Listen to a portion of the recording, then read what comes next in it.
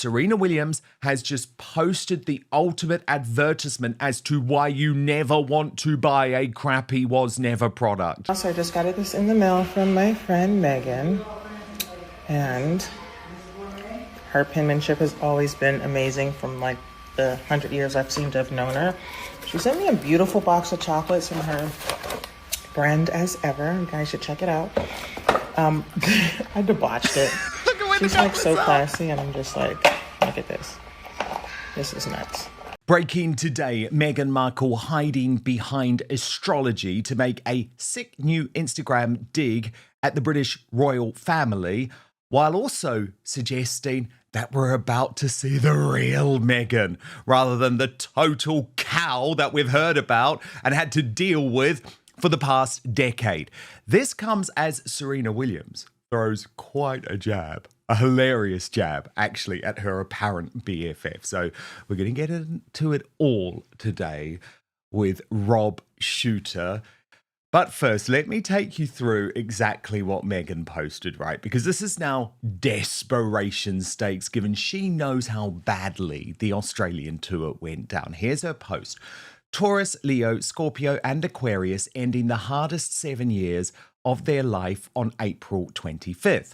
The tension between who you actually are and what the world around you was willing to see has been exhausting in a way that is hard to explain to people who have not lived it. Your confidence took hits it had no business taking.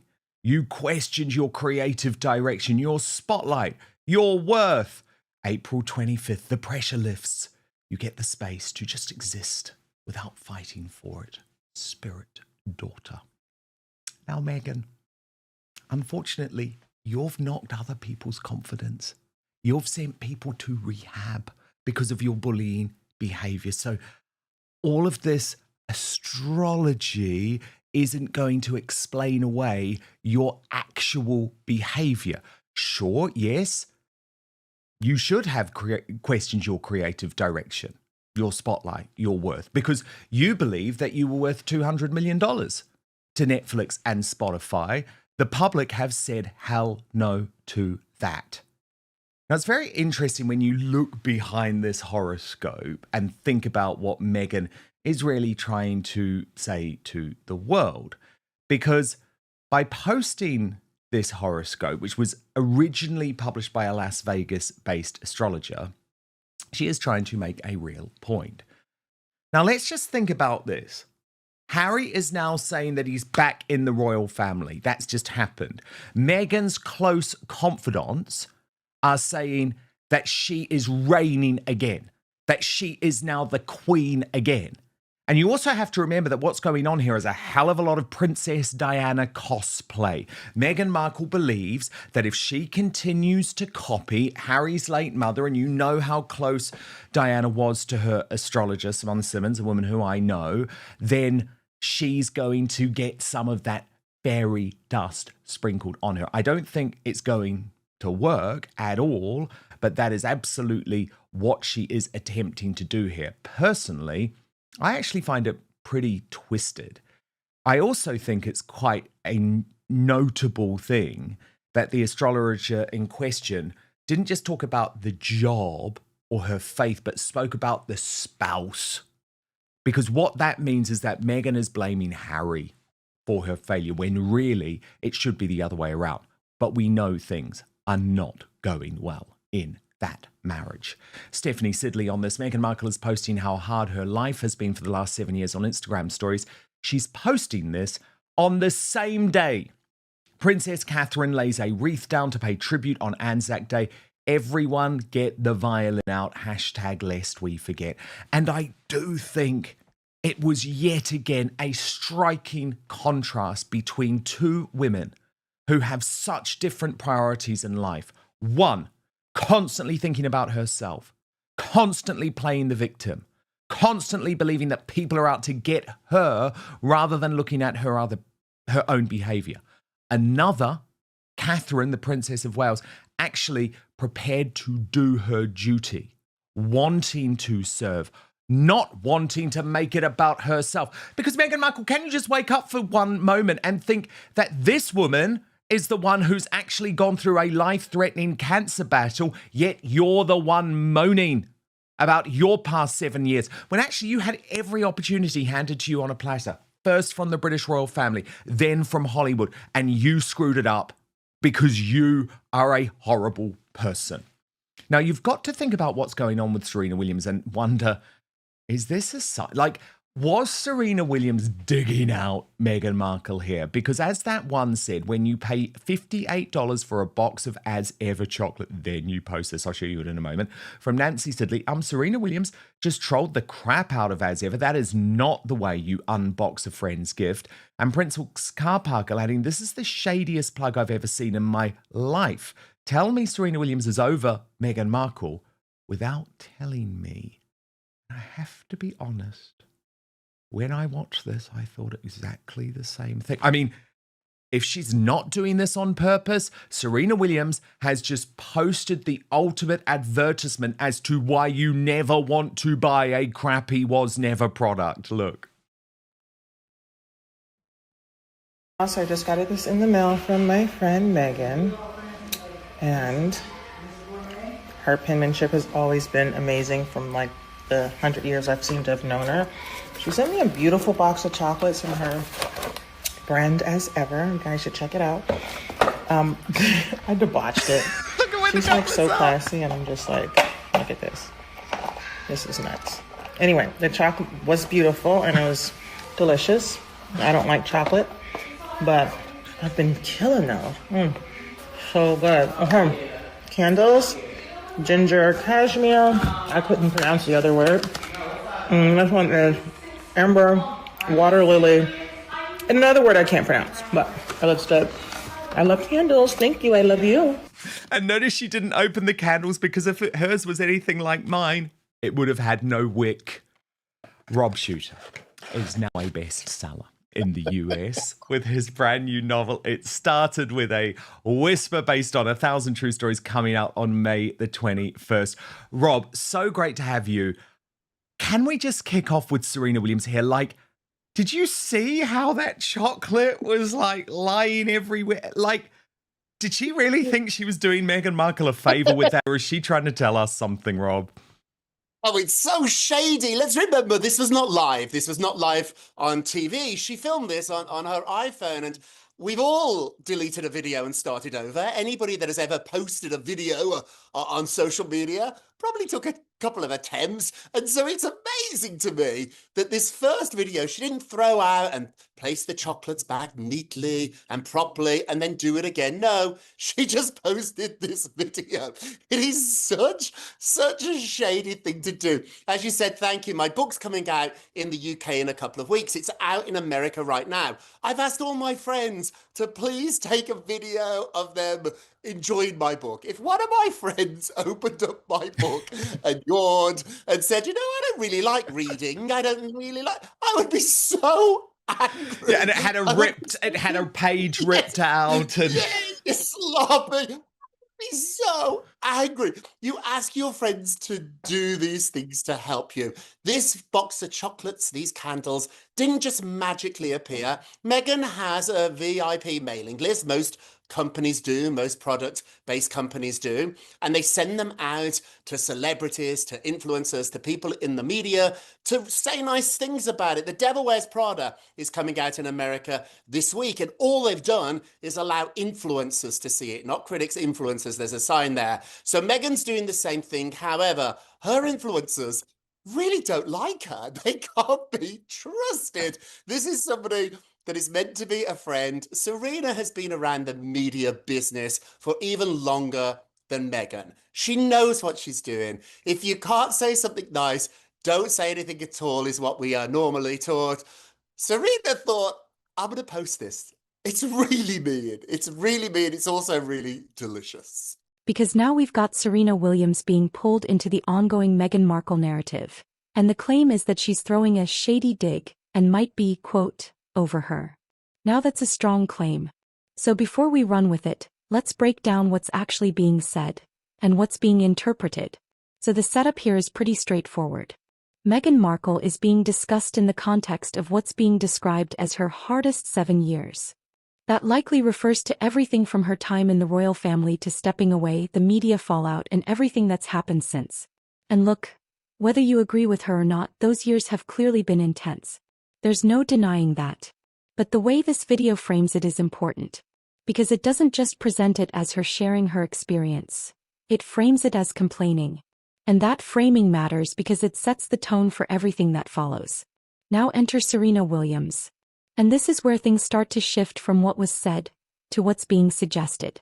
The video claims that Serena made a comment, or had a reaction, that could be interpreted as a shady dig toward Meghan. But here's the key question we always have to ask in situations like this. Did Serena actually say something directly about Meghan? Or is this being inferred from something more vague? Because those are two very different things. From what this kind of video usually does, the dig is not a direct statement like, Meghan is wrong, or, I disagree with her. It's usually something much more subtle. A general comment. Tone. A moment that can be read in multiple ways. And then the video builds a narrative around that. And that's where we need to be careful. Because interpretation is powerful, but it's not the same as confirmation. Yeah. Unlike that chocolate that she doesn't like. And then we come to Meghan's own social media posting on Anzac Day. Now, if you're a New Zealander or an Australian, you know Anzac Day is such an important moment in the Commonwealth calendar. Meghan Markle was meant to care about this, but of course she didn't say a word, instead posting her own horoscope to make a point, Rob, that all of her failures over the past 7 years, nothing to do with her, nothing to do with her behaviour, but rather to do with her astrological signs. Did I spit that out correctly? You got it. But it was really telling to me, Rob, that this astrologer said whether it was a job, whether it was your faith, or whether it was a spouse. So Meghan is blaming Harry. That's my takeaway. She chose this quote. Anybody on social media is inundated with these sort of Oprah Winfrey type quotes all day long. I get so many inspirational quotes in my feed. She picked this one. Of all the quotes in the world to pick, she picked this one and she magnified it. I got to tell you though, because you'll love this. Before I was a journalist and now an author, I was a publicist, and we used to always joke that when a celebrity gets in trouble, you find rehab or an astrologer as quickly as possible. And so Meghan here has found an astrologer to blame or to help her explain away what's going on. And once again, it's never her. It's the moon is in retrograde, the sun is shining. You read that quote and that post. I was giggling so loud. I don't know what any of that means. It's all word salad, mumbo gumbo. It's just no. I don't know if Oprah Winfrey could pull off that quote. I certainly know Meghan Markle can't. So I don't know what it means. I doubt Meghan knows what it means. But in the moment, it felt good, and it shifted blame from her to the moon and the sun and the stars. Absolutely. That's the point. I mean, I don't mind a little bit of astrology, I have to say. I'm a Pisces, and I absolutely do believe in a lot of the tenets of it. But the thing is, Rob, I genuinely don't believe that Meghan believes in astrology at all, if you see what I mean. Well, she just found it. Yeah, I think this is all about Diana. It's a Diana cosplay attempt, because remember, Diana had that very close relationship with her astrologer. And so much of what Meghan does is to try and convince Prince Harry that she is like the reincarnation on Earth of Princess Diana. So if I genuinely believe that Meghan believed in astrology, then maybe I would take this more seriously. But for me, what do you reckon? Do you get the sense that she's constantly trying to cosplay Diana? You're absolutely right. A friend of mine who was close to Meghan for a few years, a good source of mine, we were gossiping just last night, and they said to me, had Princess Diana been a Scientologist, Meghan Markle would now be studying Scientology. This is about the imprint, the footprint that Diana left behind. Anybody that knows Meghan knows that she is a study. She does study people. She figures out how to make things happen. She's the type of person that before she goes to a restaurant, she looks up the menu online. That's who she is, which is why when she claims she first met the royal family, she should know who the royal family, she knew her. And so here, I think she has studied Diana very, very carefully. And anything that Diana did, we are going to see Meghan Markle doing. I am predicting this year, we might see Meghan and Harry at the Taj Mahal. She's going to try and recreate these moments, which is what she did in her acting career. She found other celebrities, other stars that she admired, and she followed in their footpath. There is nothing original about Meghan Markle, but her talent is recreating other people's lives. And I think here, Diana is the goddess that she's trying to follow. But what I found quite shocking is that she always, even in a positive moment, Rob, she always finds a way to dig at the British royal family, at her time in the United Kingdom. And you know, the thing is, I've always reported when it comes to her wedding, I was there, I was on the ground, I was at Windsor, I was reporting for both UK and US networks at that time. There was absolute positive hysteria in the streets of the United Kingdom. I actually always say it was the most positive that the United Kingdom had been since the 2012 Olympics. But Meghan has rewritten history. She hates that period. You know, she was forced to do all of this stuff that she didn't want to do. And what was really interesting is an Aussie dad asks Meghan to make a video message for his daughter, who is about to have her own wedding. And Meghan can't just do that. She has to make a dig. And I want you to listen carefully, but what she effectively says is, oh, it's not about the wedding, it's actually about the marriage. In other words, my wedding, which the British taxpayer paid millions and millions of pounds for, actually didn't mean a thing to me. All right. Ellie's ready? Okay. Ellie, I'm here with your dad. I just want to say congratulations on your wedding today. Yes? Right, yeah. Enjoy the wedding, but it's more about the marriage. Have a wonderful, beautiful marriage and a lifetime of love. Sending you all the love in the world. That's awesome. Happy wedding day. Enjoy the wedding, but it's all about the marriage. It was so obvious, Rob. She can't, anything that is connected to her time in the United Kingdom, she can't just be positive about. She can't let it go. I think maybe I'm being a little bit too understanding here, but if you've ever fell out with somebody, if ever you've got fired from a job and it consumes you, I've had friends who have done this. They are still talking about something that happened 5 years ago. It has become their badge of honor. This is what consumes them. This is why they get out of bed every morning. This has become Meghan's really, really bad anchor. It is holding her back. And I don't think we're ever going to be able to see a new Meghan, if ever we were, until she gets over herself and gets over the recreated history that she has rewritten about her past. I was in London too, that week of the wedding. It was glorious. Yeah. It was absolutely almost fairy tale like Britain. I've not lived in Britain for 30 years. I moved to America straight after university. And I've come back many times. I love Britain. I love London. I love being up in Scotland. I felt like I was in Disneyland. It was just so wonderful. The Brits are very friendly, but that week it was absolutely glorious. This was the fairy tale, and she messed it up. The Brits did not mess this up. She messed it up, and she can't ever let that go. And I think she'll never, ever be happy, Dan, until she does. You gotta move on. She can't move on from this. And I think I know the reason why. This is all she has. If she moves on from the royal family, the only thing that makes her interesting is who she married. And if she stops talking about it, she's no longer going to be at all interesting. Some would say annoying, but she's getting a lot of attention whenever she does this. And so she's like that naughty puppy who pees in the hallway. They know they shouldn't. They know it's naughty, but they just can't help themselves because they get attention. We see this a lot in America. I know you do in Britain with reality stars. They are rewarded for bad behavior. Meghan always wanted to be famous. She always wanted us talking about her. There's a sick perversion right now going on where she's enjoying you and me. talking about her. I used to work for Diddy. When Diddy got arrested, I said, and I truly believe it, there is part of Diddy who is enjoying today more than any day of his life because we're all talking about him. That's what Meghan does. Totally. But it's interesting, Rob, because you talk about the fact that she's always looking to blame someone else and not being able to acknowledge her own mistakes. And I just want to discuss one of your recent Naughty But Nice exclusives, which is in regards to some quite almost deranged behavior, I think, in regards to Ted Sarandos, the boss of Netflix.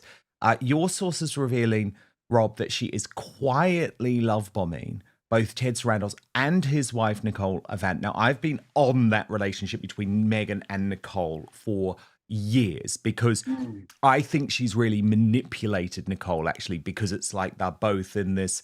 But it's just like, Rob, this is not going to work because Ted Sarandos has unfollowed her on Instagram. And Ted Sarandos has told his staff, I will not have a Zoom meeting with her without my lawyers being present. Now, just because Meghan got the invite to the Montecito home for the launch of season 2 of Beef means that she now thinks that, oh, there's another shot of this. Now, my understanding, Rob, is that actually Ted Sarandos just wanted as much publicity as possible for Beef. And he doesn't care using Meghan and Harry. It's not like he has some type of visceral hatred towards her. But what are you hearing? And why is she on this sort of quite deranged campaign? It's like, you screwed this up, Meghan. Like, it's too late. So I need you to do something for me right now. It is free. It is easy. It is simple. Just hit that subscribe button on YouTube. That's because over 50% of you watching this video haven't done that yet. And it is the best way to support Outspoken. She thinks that there is nothing that she cannot fix. She truly believes in herself. She truly believes in her own abilities. And I got to tip my hat here. She did marry a prince. So Meghan Markle has been rewarded for this behavior over her lifetime. Here in America, she wanted desperately to be on a morning show. She love bombed that show. So when I was told this about the Netflix deal, the boss Ted and his wife, it totally tracked with everything that I've heard about Meghan over the last 10 years. She wanted to be on the Wendy Williams show here in America, so she love bombed the staff. She found them on social media. She wanted to be on the Today Show here in America, and she got on that show by love bombing everybody on the show, sending cookies, sending baked goods, sending little gifts. And so she's the follow-up queen. She annoys people to the point where you just give in to her. It's very easy in life sometimes. And I try not to do this, but I probably do. When people annoy me constantly, whether or not to get on my podcast or for me to write about them on my Substack, if you annoy me enough, sometimes I just give in. I'm like, oh, do the bloody story. Shut up. That's who Meghan is. There's no shame. It is relentless, it is constant, and it has worked for her a few times, not every time, but it has worked for her. She believes that if she dazzles these people, she did it when she moved to Montecito. Remember when she tried to be friends with Gwyneth Paltrow and she love bombed her? Remember when she wanted to be friends with Oprah and she love bombed her? Ellen's another one. Ellen's somebody that Meghan love bombs. And so she's done this throughout her career. Now she thinks it's going to work with Netflix. The mistake here is Netflix is a business. It's about bottom line. TV, we know this. We've both been in the TV business. It's ruthless. It's not relationships. It's ratings. And if you deliver ratings, they don't care about your muffins or your jam or your cards. They just want ratings, and that she can't deliver. Now let's talk about the bigger claim here, that Serena is somehow over Meghan Markle. That's a big leap. Serena and Meghan have had a public friendship for years. Serena has supported her in the past, attended events, spoken positively about her. So for that to suddenly flip into she's over her, you'd expect something pretty clear, right? But what we're actually seeing here is something much softer being turned into something much stronger. And this is where the media formula becomes really obvious.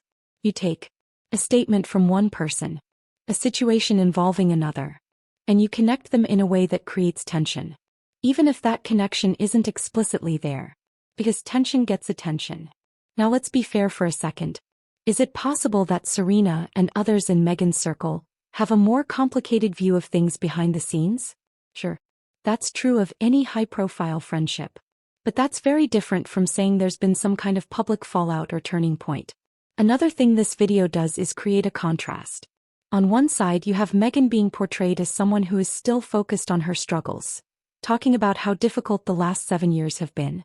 On the other side, you have Serena Williams, someone who is widely seen as successful, focused, and forward-moving. And the implication is that one is stuck in the past, while the other has moved on.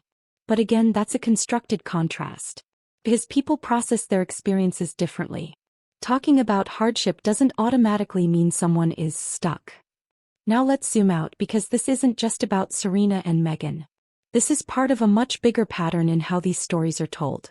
When it comes to Meghan Markle, and Prince Harry as well, there's a constant cycle of a statement or appearance. And by the time it reaches videos like this, it's no longer just about what happened. It's about what it could mean. They're designed to make you feel like something major just happened, even if the actual event is relatively minor or ambiguous. So the real question becomes, what actually changed here? Did Serena Williams clearly criticize Meghan Markle? Or are we watching a moment being interpreted through a lens that already expects conflict? Because if it's the second one, then this isn't really about Serena at all. It's about the ongoing narrative around Meghan, and how easily news stories get built on top of it. Now, to be clear, none of this means Meghan is beyond criticism, or that everything said about her is unfair. And in this case, most of what's driving the story falls into that second category. So here's the bottom line. This video is presenting the idea that Serena Williams has turned on Meghan Markle. Their friendship may be fading, and this marks some kind of shift. But when you actually look at the substance, it's much less definitive. And whether you buy into that really depends on how much weight you give to those interpretations.